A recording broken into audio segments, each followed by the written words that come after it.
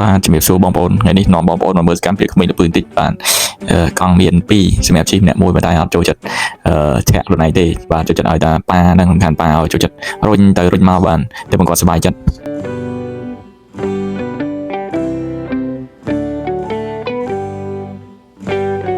ម្ដាយយើងត្រូវតែចំណាយពេលបាទធ្វើសកម្មភាពអីដើម្បីកូនបាទដើម្បីពួកគាត់បានសប្បាយបាទទោះរយៈពេលហ្នឹងវាយើងរពលយ៉ាងណាក៏ដោយប៉ុន្តែយើងត្រូវតែចំណាយពេលដើម្បីពួកគាត់បាទពុកម្ដាយគឺសំខាន់តែចំណុចហ្នឹងបង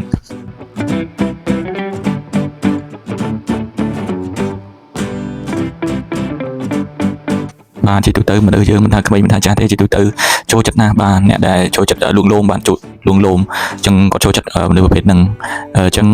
ក្មេងរត់ទៅជាងនឹងទៀតបាទចូលចិត្តណាស់មានការលួងលោមត្រាក់ថោមអញ្ចឹងពីជាពិសេសពីអ្នកដែលគាត់ស្រឡាញ់ណាបងប្អូនគឺឪពុកម្ដាយហ្នឹងហើយជាអ្នកដែលគាត់ស្រឡាញ់អញ្ចឹងយើងព្យាយាមដើម្បីឲ្យលួងលោមត្រាក់ថោមគាត់បានច្រើនបាទ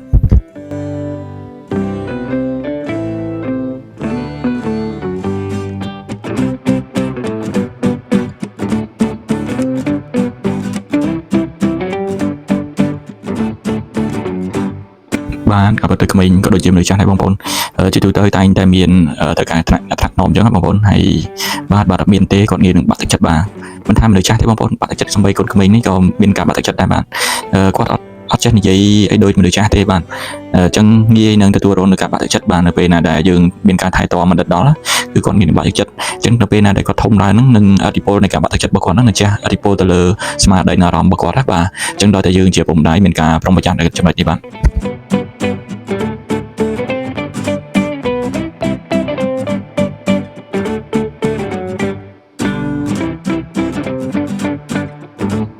បាទមិនមែនថាយើងអប់រំយើងធ្វើឲ្យគាត់សប្បាយចិត្តគ្រប់ពេលអញ្ចឹងទេបាទមានចំណុចខុសឆ្គងណាក៏យើងអាចណែនាំបាទយើងណែនាំបានមិនមែនគ្រប់ពេលដែលយើងបដិសេធរបស់គាត់រហូតទេយើងមានពេលយើង